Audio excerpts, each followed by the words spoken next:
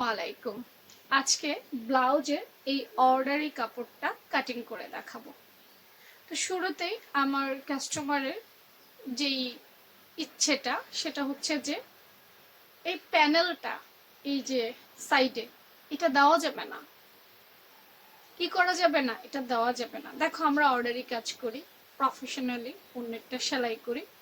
আমাদেরকে আসলে অন্যের মতামতকে খুব বেশি গুরুত্ব দিতে হয়। কাস্টমার যেহেতু বলেছে, অনেকেই বলে এই ডিজাইনটা অনেক সুন্দর, আমাকে সুন্দর করে দিবে। কিন্তু দেখো, এই কাস্টমার বলছে যে এটা দেওয়া যাবে না। হ্যাঁ, আমরা সবার আসলে মতামতকে সম্মান করি। তো এটা না দিয়ে কিভাবে কাটিং করব? আর এটা 34 সাইজের একটা ব্লাউজ হবে, টিকেন ব্লাউজ। যেহেতু 34 সাইজের একটা ব্লাউজ হবে, এখানে কিন্তু অনেক কাপড় আছে, তাই না? আমরা দেখতে পাচ্ছি যে অনেক কাপড়, আমি যেভাবে চাই সেভাবে সেলাই করতে পারবো। হেলদি আপুদের কাপড়ে সমস্যা হয়, কিন্তু চিকনা আপুদের কাপড়ে তেমন একটা প্রবলেম হয় না। এটা একটা কাপড়ের সাথে দেওয়া কি রেডিমেড কাটা ব্লাউজের পিস। আর এটা পুরোটা এক কালার। যদি এখানে প্রিন্ট থাকতো তাহলে আমি চিন্তা ভাবনা করে কাটতাম যে প্রিন্ট এদিকে যাবে না প্রিন্ট এদিকে যাবে, ডানে ফেলবো না বামে ফেলবো। এখন এটা পুরোটা একরকম, এটা কেটে ফেললে আরো পুরোটাই এক হয়ে যাবে। তাই কোনো চিন্তা ভাবনার দরকার নাই, আমি কাটতে পারলেই হলো। তা আপু কিন্তু অনেকভাবেই কাটিং করি। আজকে তোমাদেরকে একটা সহজ নিয়মে কাটিং করে দেখাবো। কঠিন নিয়মও জানা আছে, সহজ নিয়মও জানা আছে। আমি দুইটাকে একই পার্ট করে নিলাম, যেহেতু কাপড় বেশি আছে। সব জায়গায় আবার এটা তোমরা ট্রাই করতে যেও না। এভাবে ভাজে দিলাম।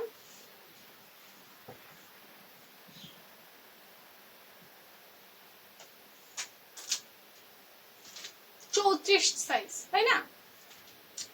প্রথমে হচ্ছে লম্বার মাপটা আমি নিব। আমার কাস্টমারের 16 ইঞ্চি টিকলেই হবে, সরি 14 ইঞ্চি টিকলেই হবে। হ্যাঁ, ব্লাউজটা 14 ইঞ্চি টিকলেই হবে। তো এই হচ্ছে ওনার মেইন মাপ। আর আমি একটু মানে 3 ইঞ্চি বেশি নিচ্ছি কাপড়টা। কেন 3 ইঞ্চি বেশি নিচ্ছি আমি পরে বলছি, ঠিক আছে? মেইন মাপটা হচ্ছে এখানে 14 ইঞ্চি। এই ওনার কি এতটুকু হলে ওনার ইয়েটা হয়ে যাবে, সেলাইয়ের পর এতটুকু থাকলে। আর আমি 3 ইঞ্চি বেশি নিচ্ছি। এরপর আসো এখান থেকে শুরু করি। উনি খুব বড় গলাও পরবে না, ছোট গলাও পরবে না। গলার পাশে আমি 2.5 ইঞ্চি নিচ্ছি।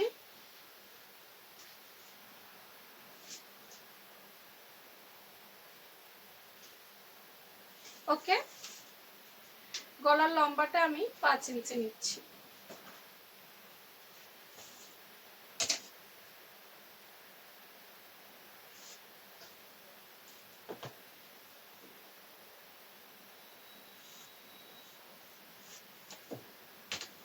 কাঁধলাইন আমি 6 ইঞ্চি নিচ্ছি।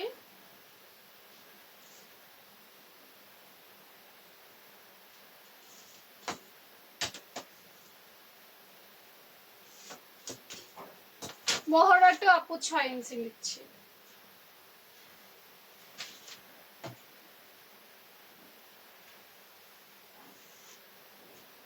এবার আমাদের 34কে 4 দিয়ে ভাগ দিলে 8.5 হয়, তাই না? এই যে 8.5, সেলাইয়ের জন্য এক্সট্রা 1 ইঞ্চি। এখানে নিচ্ছি 7.5, সেলাইয়ের জন্য এক্সট্রা 1 ইঞ্চি।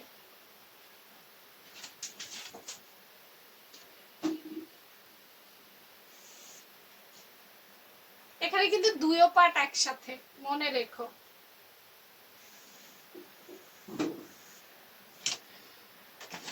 এরপর দেখো পেছন পার্টে যে আমি টিকেন দিব, টিকেনের মাপটাও নিয়ে নেই। 3.5 নিলাম পাশ থেকে। লম্বায় নিলাম আমি 4.5 ইঞ্চি, ঠিক আছে? এই গোল গলাটারও শেপ দিলাম, হাতাটারও শেপ দিলাম। এক মিনিট আমার ছেলেকে খুঁজে আসি। বাবা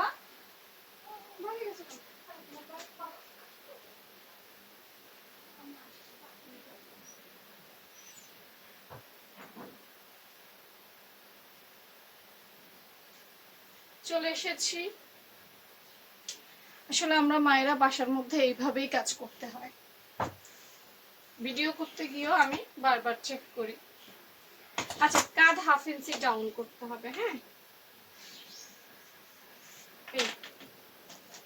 তা আমি নিচ থেকে কাটা শুরু করব, বাড়তি পার্ট থেকে।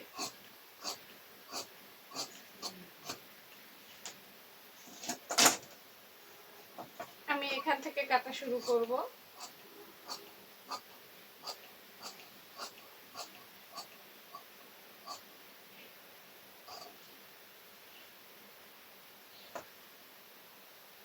আমি এখানেও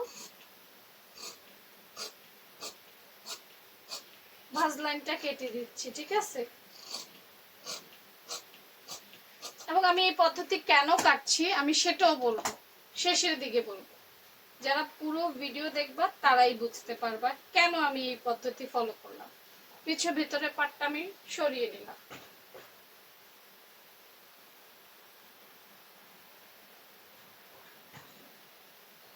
কে আসছ?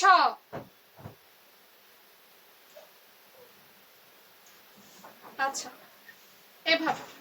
এবার আসো, এটা হচ্ছে আমাদের ব্যাক পার্ট, এটা হচ্ছে আমাদের কি পার্ট? ফ্রন্ট পার্ট, সামনের পার্ট। তা আমি এটা কিন্তু কাটি নাই, এটা কি করছি, আলাদা করে ফেলছি। আলাদা করে ফেলে এখন দেখো এই যে বোতাম পট্টির জন্য বুকের সামনে 1/2 ইঞ্চি কাপড় নিচ্ছি। এই যে দেখছো, বোতাম পট্টির জন্য কি করেছি, 1/2 ইঞ্চি কাপড় বেশি নিয়েছি, নাইলে গলা শেপ ভালো আসবে না। এবার আমি গলা কাটিং করব।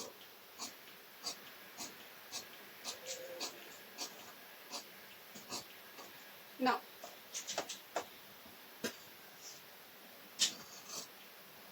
এবার আমি কাট ডাউন করলাম। এবার আমি মোহরা কাটবো।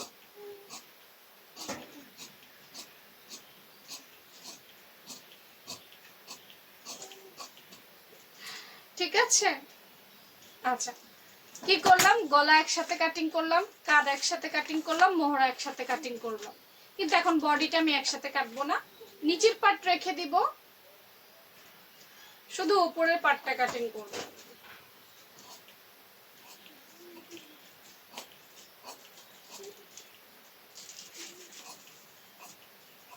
এই শুধু উপরের পার্ট কাটিং করলাম। এবার আমাদের নিচের পার্ট কি করতে হবে, 1.5 ইঞ্চি বাড়াই নিতে হবে। আমি 1.5 ইঞ্চি বাড়াই নিলাম। ছোট বড় হয়েছে, নিচেরটা বড় উপরেরটা ছোট, মানে ফ্রন্ট পার্ট বেশি থাকবে টিকেনের জন্য কাপড়, ব্যাক পার্ট কম থাকবে। ওকে, এরপর আসো এখানে। এখানে কি করব, আমাদের 14 ইঞ্চি হচ্ছে টোটাল লং, তাহলে 14 সাথে 2 যোগ করব, এই 2 ইঞ্চি রেখে বাকিটা ফেলে দিব।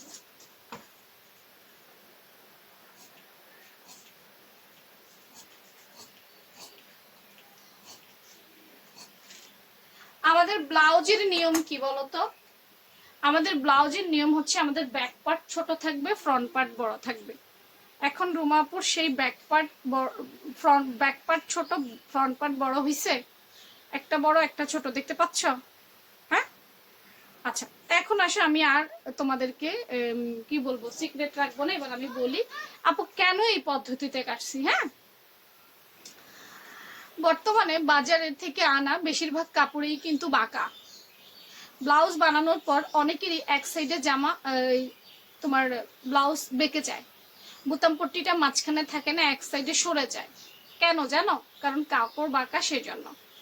যারা দক্ষ টেইলার, অভিজ্ঞ টেইলার, তারা হাতে কাপড় নিলেই বুঝতে পারে এটা বাঁকা না সোজা। কিন্তু তুমি নতুন, তুমি বুঝবা না সোজা না বাঁকা। এই কাপড়টা বাঁকা, আমি দেখেছি, বুঝতে পেরেছি। এটা বানানোর পর টিকেনগুলো, অনেকে দেখবা ব্লাউজ পরে পিছনের টিকেনটা এইভাবে সরে যায়, সোজা হয়ে টিকেনগুলো থাকবে না, বাঁকা হয়ে যায়, বিশ্রী দেখা যায়। কিন্তু তো ব্লাউজটা বাঁকা হয়ে যাওয়ার সম্ভাবনা ছিল, যার কারণে আমি 4 পার্ট একসাথে করে ভাঁজ দিয়ে কেটেছি। এইভাবে কাপড়ের বাইনটা ঠিক থাকবে এবং সমস্যা কি বানানোর পর প্রবলেম দেখা দিবে না, তাই আমি এভাবে কেটেছি। বুঝতে পেরেছো? আলাদা আলাদা পার্ট কাটবো সেটাও রাইট, কোনোটা ভুল না, কিন্তু আমি কাপড়ের বাইন বা বুননের উপরে ডিপেন্ড করে কাপড় কাটি, এটা আমার অভ্যাস। এক একজন এক একভাবে কাটে। এখন বলবো অন্যরা যেভাবে কাটে সেভাবে কি সোজা হয় না? উনি কাপড়ের বাইন বুঝে এবং যিনি অভিজ্ঞ তিনি কাপড়ের বাইন বুঝে কাটিং করে, ওনার প্রবলেম হয় না। উনি যেভাবে কাটবে সেভাবেই হবে, আমি এভাবেই কাটবো, কারণ এটা বাইনে প্রবলেম আছে। ঠিক আছে? তো নাও হয়ে গেছে আমাদের কি, এবার ব্যাক পার্টটা আমি সরিয়ে ফেলবো। এই যে ফ্রন্ট পার্টে আমি তালপাট কাটবো।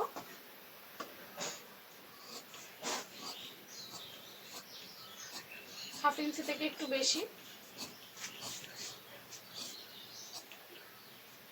ওকে, এবার টিকেনের মাপগুলো দিব।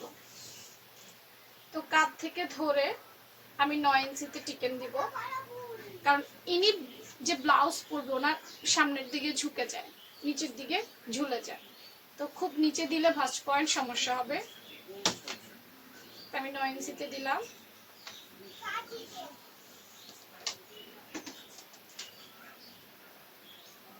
পাশ থেকে 4 ইঞ্চিতে দিলাম, নিচেও 4 ইঞ্চিতে আমি মার্ক করব, যেতে কোনো বোতাম পট্টির 1/2 ইঞ্চি আছে।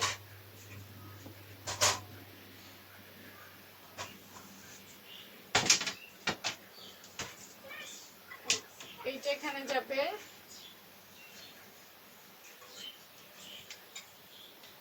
এইটাই দিবে।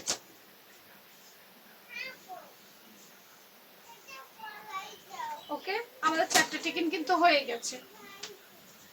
তো মিডল থেকে 1.5 ইঞ্চি, মিডল থেকে 1.5 ইঞ্চি, মিডল থেকে 1.5 ইঞ্চি, মিডল থেকে 1.5 ইঞ্চিটা আমি মার্ক করে নিলাম টিকেনের জন্য। ওকে, তাহলে একটা টিকেন, দুইটা টিকেন, তিনটা টিকেন, 4টা টিকেন হয়েছে। হ্যাঁ, বরাবর এভাবে হাত রেখে একটা টিকেন, দুইটা টিকেন, তিনটা টিকেন, 4টা টিকেন হয়ে গেছে। এই দেখো, এই দাগ হয়ে গেছে না? নিচেরটা তো দেইনি মনে হয়। এই এই যে টিকেন, তো এগুলা এই সোজা সোজা দাগে এই এই এই এই সবগুলো দিয়ে নিলাম, হয়ে গেছে। এটা হচ্ছে ব্যাক পার্ট, ওটা হচ্ছে ফ্রন্ট পার্ট, তাই না?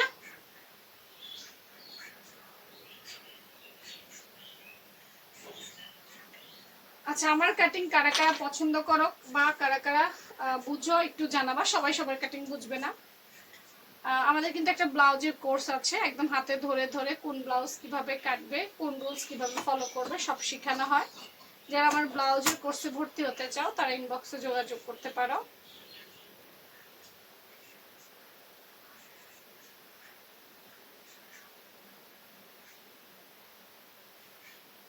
এই যে এইটা আমাদের ভিতরে ঢুকে যাবে হাতা।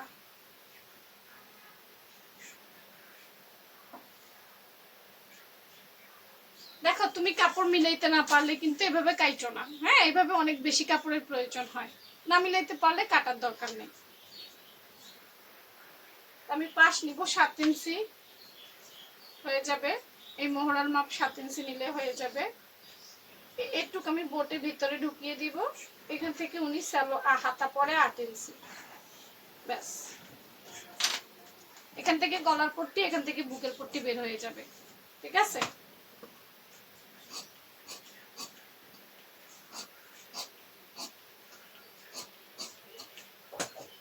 এই হাতার মুখ হচ্ছে তোমার 5 ইঞ্চি থেকেও কম।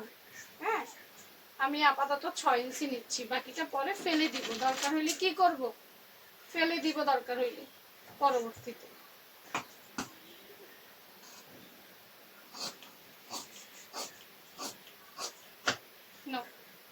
আর ওই যে ফ্রিন্ট ফেলে দিতে বলছে না, এটা বটার ভিতরে ঢুকাই দিব, ফেলার কি দরকার? এটা কি করব আমি, এই যে বটা দিব না, একটু কেটে নিই, এভাবে মুড়িয়ে সেলাই করব না, তখন বটার ভিতরে ঢুকাই দিব, উনি আর দেখতে পাবে না। নাও, হাতা শেষ হয়ে গেছে। এটা দিয়ে পরবর্তীতে আমি গলার পট্টি, বুকের পট্টি বের করে নিব, পর্যাপ্ত কাপড় আছে। কাপড় ব্লাউজ কাটিং কিন্তু শেষ।